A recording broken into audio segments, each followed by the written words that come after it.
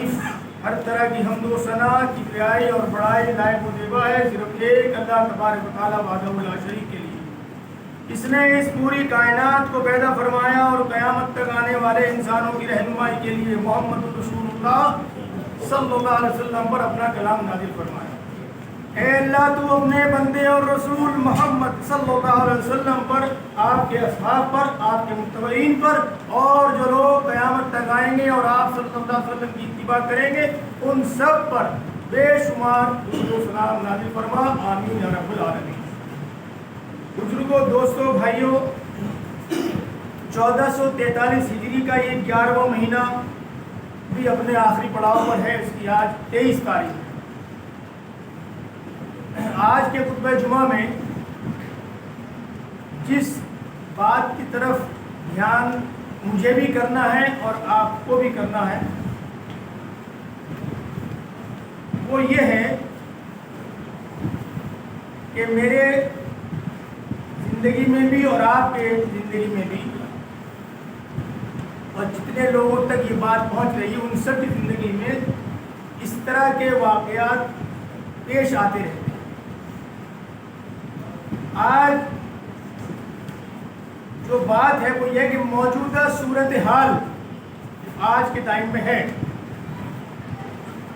اس میں ہمیں کیا کرنا چاہیے، قرآن اس کی طرف رہنمائی ہماری کس طرح کرتا ہے۔ اور آپ یقین جانیے کہ کوئی بھی مسئلہ ہو آپ کے ذہن میں، اس کا حل قرآن کریم میں موجود ہے۔ شرط یہ ہے کہ ہم اس کو تلاش کریں۔ تو آج کے صورتحال کو ہم کو کیسے ایڈجسٹ کرنا چاہیے، کس طرح اس کو ہم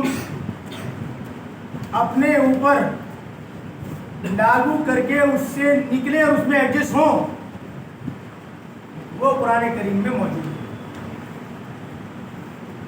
میں سب سے پہلے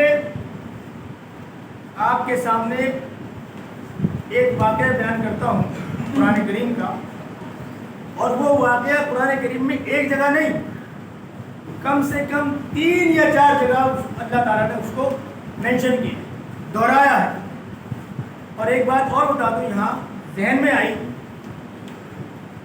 کہ کبھی کبھی ہم اور آپ بھی ایسا کرتے ہیں، ایک بات کو بار بار دہراتے ہیں، کہتے ہیں، تو وہ کوئی غلط بات نہیں ہے بشرطے کہ وہ انداز میں کہی جائے۔ قرآن کریم میں کئی واقعے جیسے کہ جو اللہ تبارک و تعالیٰ نے مختلف جگہوں پر مختلف انداز میں اس کو لوگوں کے سامنے بتایا۔ بات وہی ہے لیکن دوسرا انداز دوسرا ہے۔ تو یہ اللہ تعالیٰ کی سنت ہے، قرآن کریم میں یہ موجود ہے، لیکن ہم جاننے کی کوشش نہیں کرتے۔ بہرحال میں اپنے موضوع کی طرف آتا ہوں۔ جو موضوع ہے کہ اللہ تعالیٰ نے اس چیز کو کئی دفعہ الگ الگ جگہوں پہ الگ الگ انداز میں بتایا ہے قرآن کریم۔ وہ کیا واقعہ ہے؟ وہ ہے آدم علیہ السلام کا اور ابلیس کا، یعنی شیطان کا، کہ کس طرح آدم علیہ السلام کو اللہ تعالیٰ نے بنایا، اور جب پہلے بنانے کا ارادہ کیا تو فرشتوں کو کہا، فرشتوں نے کہا کہ اللہ تعالیٰ تو ایسی مخلوق کو بنا رہا ہے جو زمین میں فساد برپا کرے گی۔ اللہ تعالیٰ نے ان کو جواب دیا کہ جو میں جانتا ہوں تم نہیں جانتے۔ دوسری جگہ بتایا کہ جب آدم علیہ السلام کو اللہ تعالیٰ نے بنا دیا اور اس میں اپنی روح پھونکی تو کہا فرشتوں کو، جس میں ابلیس بھی شامل تھا، کہ اس کو سجدہ کرو۔ تو تمام فرشتوں نے سجدہ کیا سوائے ایک ابلیس کی، اس نے سجدہ نہیں کیا۔ ایک اور جگہ بتایا گیا کہ تم نے سجدہ کیوں نہیں کرا؟ اس نے کہا میں اس سے بہتر ہوں، تو نے مجھے آگ سے بنایا ہے اور یہ مٹی سے، تو میں افضل ہوں اس سے، اس لیے اس نے سجدہ نہیں کیا۔ اب یہاں پر یہ واقعہ ہمیں سمجھانے کے لیے ہے۔ آج اس میں جو واقعہ بتایا گیا وہ یہ ہے، جو نئی صورتحال تھی ابلیس کے لیے بھی اور فرشتوں کے لیے بھی، لیکن فرشتوں نے اس کو سمجھا اس پہ غور کیا اور اس کو مانا اور اپنے آپ کو ایڈجسٹ کیا. لچک، اس پہ لچک تھی. پہلے اللہ تعالیٰ نے کہا کہ میں ایک ایسی مخلوق بنانے والا ہوں. اس پر فرشتوں نے کیا کہا تھا کہ تم ایسی مخلوق بنانا جو زمین میں فساد برپا کرے گی. اللہ تعالیٰ نے کہا تم نہیں جانتے جو میں جانتا ہوں.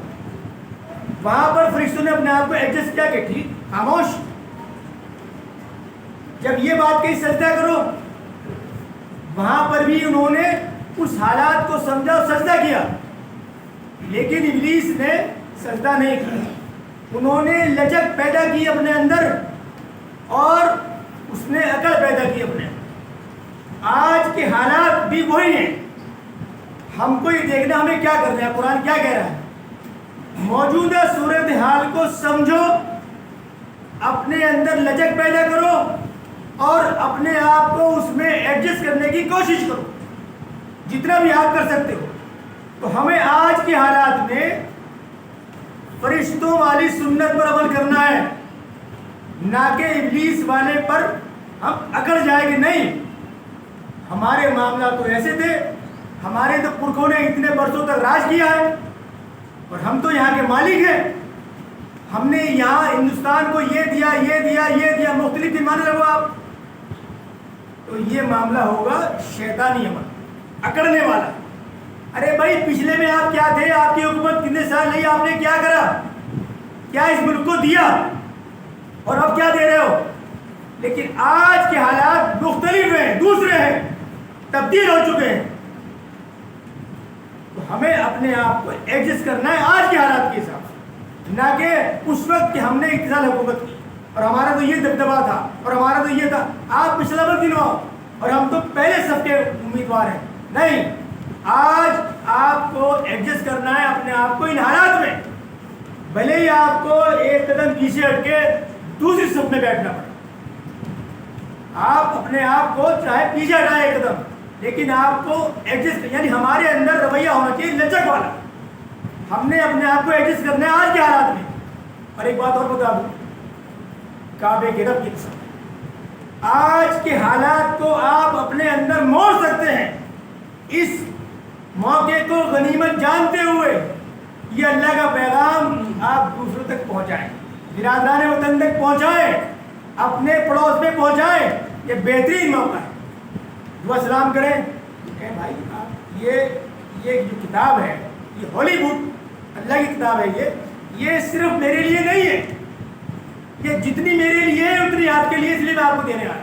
اس کو محبت سے حکمت سے اس تک پہنچائیں.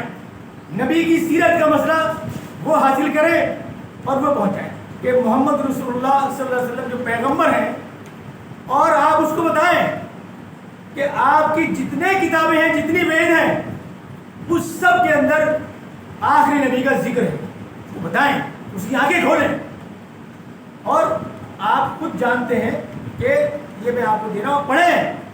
جو کچھ آپ کی کتابوں میں اس سے پورا کا پورا مل رہا ہے، نام تک مل رہا ہے، والد کا نام تک مل رہا ہے، آپ کی کتابیں موجود ہے.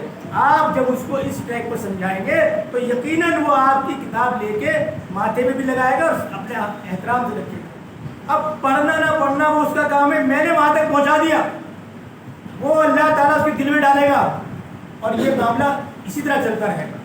اللہ تعالیٰ کہتا ہے آپ نے پیغام پہنچا. کل ہمارے سوال ہوگا یہ، آپ نے میرا پیغام پہنچایا، کیا جواب ہوگا؟ نہیں صاحب ہم نے تو لپیٹ کے رکھ دیا اس کے اوپر. میں اکثر یہ بات کہتا ہوں، وہ ہو ہی رہا ہے. اور یہاں پر ایک بات اور کڑوی ہے، لیکن میں اس کو نہیں رہ سکتا، بنا شیئر کرے آپ سے نہیں رہ سکتا، کیونکہ پکڑ میری ہونی. وہ شیئر جو کر رہا ہوں بات وہ یہ ہے کہ اگر مجھے پتا ہوگا نبی کی سیرت کا یا قرآن میں کیا کہا ہے اللہ تعالیٰ نے، تبھی میں کانفیڈنس سے دوسروں کو کہہ سکتا ہوں.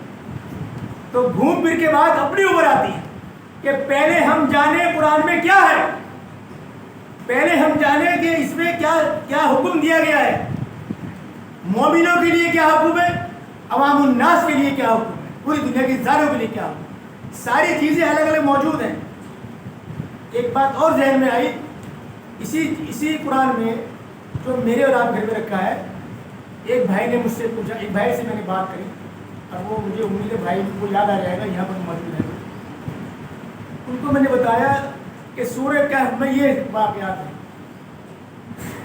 انہوں نے کہا کہ میں سورہ کہف بہت دن سے پڑھتا ہوں، لیکن مجھے معلوم ہی نہیں ہے اس کے اندر یہ واقعہ بھی موجود ہے، پڑھ رہے ہیں ہم برسوں سے، ان کو یہ معلوم نہیں کہ سورہ کہف میں یہ والا معاملہ بھی بتایا گیا ہے۔ لیکن کیا کمی کیا ہے، وہ ہم نے اس کو جاننے کی کوشش کی تھی، بس جو آیا کھولا عربی میں پڑھتے چلے گئے۔ ٹھیک ہے، عربی پڑھنے کا وہ اللہ تعالیٰ ثواب دے گا، لیکن بھائی اس پر عمل میں جب کروں گا جب مجھے معلوم ہوگا، ایاک نعبد و ایاک نستعین، کہ جب مجھے معلوم ہی نہیں تو میں کیا کروں گا، اہدنا الصراط المستقیم۔ بھائی جب مجھے معلوم ہی نہیں ہوگا، نہیں تو آپ ٹھیک ہے، ثواب اپنی جگہ ہے، وہ اللہ تعالیٰ کا مسئلہ ہے، وہ کتنا دے گا کیا دے گا وہ لکھا گیا ہے، بتا دیا گیا، اور اس سے آگے بڑھ کے بھی دے سکتا ہے۔